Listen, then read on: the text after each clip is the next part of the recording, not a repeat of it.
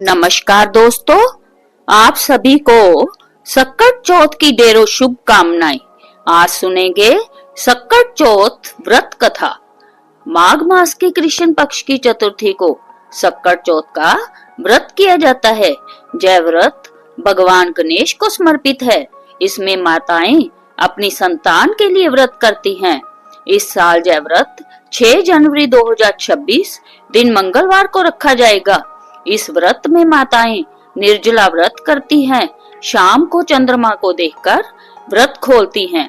इस व्रत में चंद्रमा की पूजा का भी विशेष महत्व है।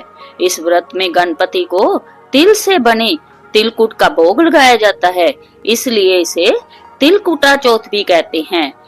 आइए सुनते हैं सक्कट माता और गणेश जी से जुड़ी यह कथा। एक शहर में देवरानी जेठानी रहती थी। देवरानी बहुत ही गरीब थी। बड़ी मुश्किल से उसका गुजारा चलता था। वहीं जेठानी अमीर थी।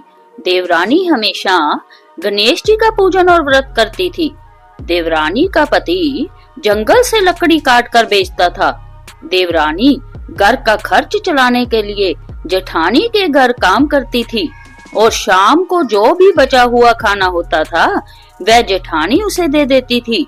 इस तरह उसके घर का खर्च चल रहा था। माघ महीने में गणेश जी का व्रत सक्कट चौथ देवरानी ने रखा। उसके पास पैसे नहीं थे, इसलिए उसने तिल व गुड़ लाकर तिलकुटा बनाया। पूजा करके तिल चौथ की कथा सुनी और जेठानी के यहाँ काम करने चली गई। सोचा शाम को चंद्र को अर्घ देकर जेठानी के जहाँ से कुछ खाना मिलेगा तो खा लेगी। शाम को जब जेठानी के घर खाना बनाया तो जेठानी का व्रत होने के कारण सभी ने खाना खाने से मना कर दिया। अब देवरानी ने जेठानी से कहा, आप मुझे खाना दे दो जिससे मैं घर जाऊं। इस पर जेठानी ने कहा कि आज तो किसी ने भी अभी तक खाना नहीं खाया, तुम्हें कैसे दे दूं? तुम सवेरे ही बचा हुआ खाना ले जाना। ऐसे में देवरानी बहुत दुखी हुई और भूखी ही घर चली गई। बच्चे भी घर पर भूखे थे। देवरानी का पति और बच्चे सब आस लगाए बैठे थे कि आज तो त्योहार है, इसलिए कुछ पकवान आदि खाने को मिलेगा। लेकिन जब बच्चों को पता चला कि आज तो रोटी भी नहीं मिलेगी तो बच्चे रोने लगे। उसका पति भी बहुत क्रोधित हो गया और कहने लगा कि दिन भर काम करने के बाद भी वह 2 रोटियां नहीं ला सकती।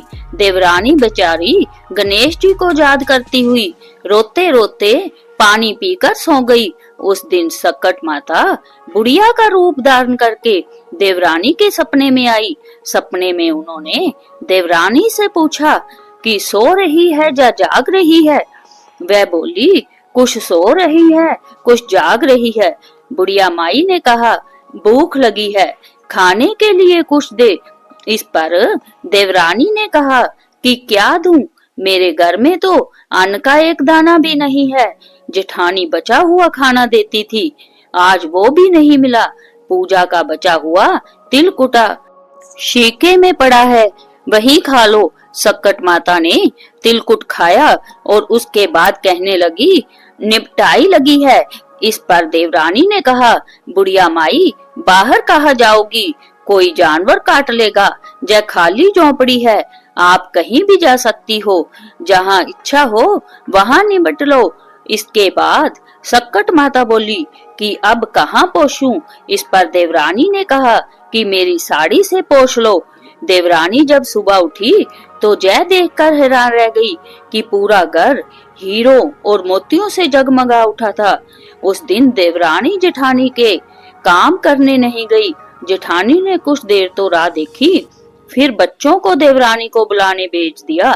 जेठानी ने सोचा कल खाना नहीं दिया था, इसीलिए शायद देवरानी बुरा मान गई होगी। बच्चे बुलाने गए। देवरानी ने कहा कि बेटा, बहुत दिन तेरी माँ के जहाँ काम कर लिया।